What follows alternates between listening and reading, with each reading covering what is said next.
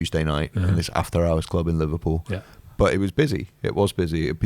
About 4 a.m. people came in the door, and I realised quite quickly that in order for me to do my job well, I just had to keep the people on the dance floor. I remember the first time I played, I was like, yeah, I'm going to play all these amazing tunes, all my favourite tunes.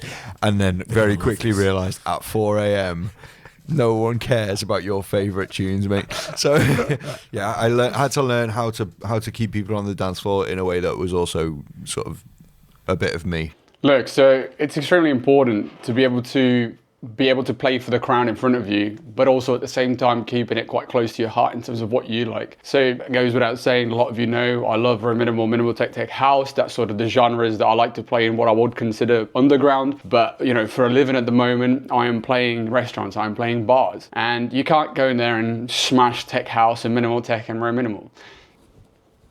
Most of the time. There's times where, you know, if the crowd's there, the crowd's there. This is what I'm saying. But I think the important thing that I guess I'm trying to get across on this point, and I think what James was saying as well, is even within the underground world itself, you need to understand that, you know, different countries will have a tendency to lean towards different types of music. So understanding what that music is and doing your research up front and being able to, you know, find music that fits within what you like, but also has an element of that, or maybe you produce that music too, so you incorporate, you know, certain elements like, you know, Latin percussion for, you know, more South American leaning culture. And the important bit there is like to find what works for the crowd in front of you. And then, but also keeping it to what you like. And I think that's really important because I'm a massive believer in energy. And I think the energy that you give out when you enjoy yourself, the set that you're playing, and you're really just having a good time, I think people really feed off that. And sometimes, even if the music may not necessarily hit home with, you know, the people that you're playing in front, them watching you watching you enjoy yourself makes them enjoy themselves innately, you know. And I've had enough experience now when I've played gigs and I've played bars, etc., that when you start enjoying yourself, people are watching.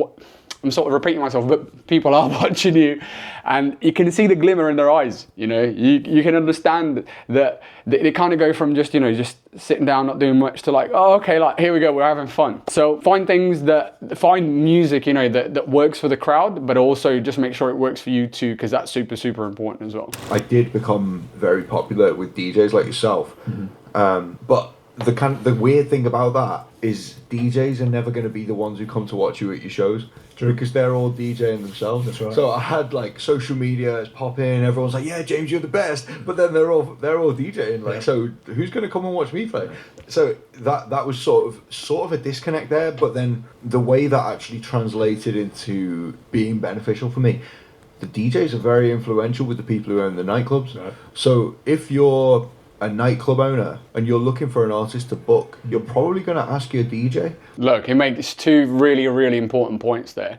And I think just to tackle the first one, the second one that he made, but, you know, having friends that are also DJs and producers is absolutely amazing, you know, because you can get feedback on the music that you make and also maybe on your DJing, so on and so forth, and also help you build within the industry, you know, build the contacts with the industry and the relationships that you have within the industry. They'll have the ears of other booking agents, they might have the ears of club promoters and so on and so forth. But the difficulty with that is a lot of the time, especially as you start being more successful in your career, and so are your friends, they'll have gigs when you have gigs. And unfortunately, the music business is exactly what it says on the tin. It's the music business. It really comes down to, and this is what makes you successful, is obviously making good music is important, but the real, what it comes down to, bottom line, is how many asses can you put in seats? How many tickets will you sell if I book you as an artist? That's what a booking promoter will be looking at. If I book you, will I have 200, 500, 1,000, 2,000, 10,000 people come and watch you play?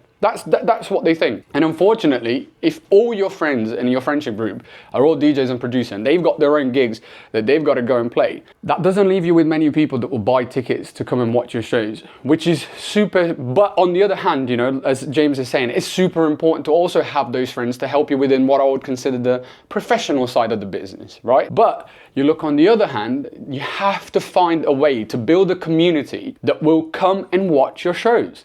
And I can't name a better tool than social media.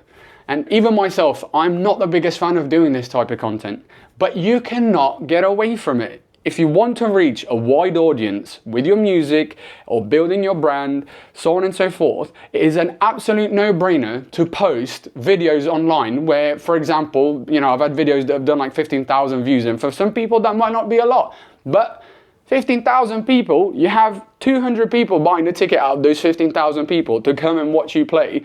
That's a night basically sold out, like for a smaller venue, which is crazy. And I think that's kind of just the way that you got to start thinking about it. And I won't get too deep into it because I think I might do another video on this, but you just have to find a way that works for you. Be it educational, be it, you know, I don't know, like skits, comedy skits, you know, some DJs do, and that's what they enjoy doing, that's what they're good at. You just got to figure out what's your marketing bucket, what you're good at, and do that. I've been told I'm pretty good at talking, apparently. I don't know. I've just been told. So here I am. This is why I'm doing this. This is what comes natural to me. Can you get to a headline show, festival show, just being a DJ without making music today, do you think? Yeah, but good luck. Yeah. I'm not saying you can't do it, because you probably could, but you'd have to be doing something, like you'd have to be an incredible TikTok maker or something like that.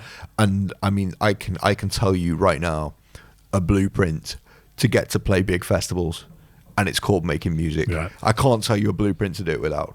I'm not saying no one can do it. They probably can, but good luck. Look, so he makes an absolute amazing point there, and it's one of those things where maybe back in the day, not maybe, definitely back in the day, you could be an amazing producer, an amazing DJ, sorry, without actually being a producer. I think those days are pretty much gone. I'm like James said, I don't think it's impossible. I think you'll have a very difficult time trying to get to the top.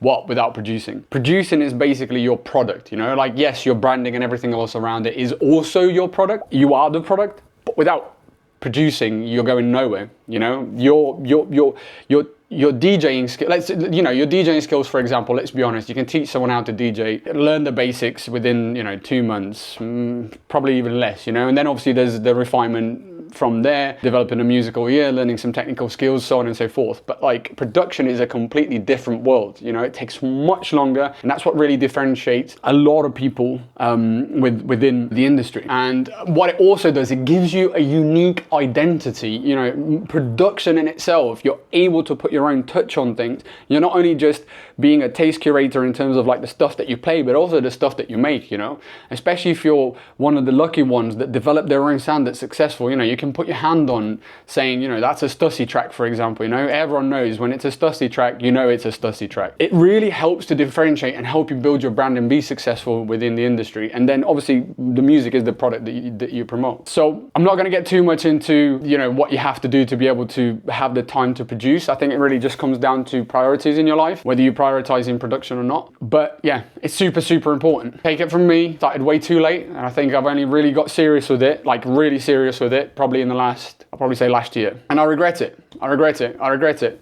And I hope I'm, you know, making this video in the hope that if you're 18, 19, 20, 21, 22, 23, any sort of age below 29, I'm feeling old already.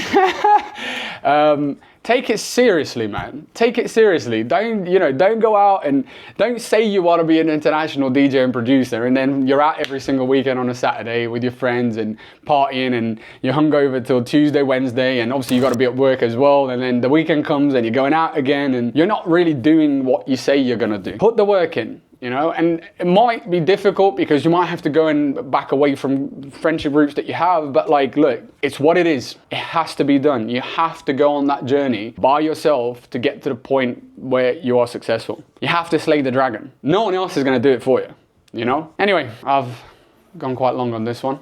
Until next time, Alex out. I feel like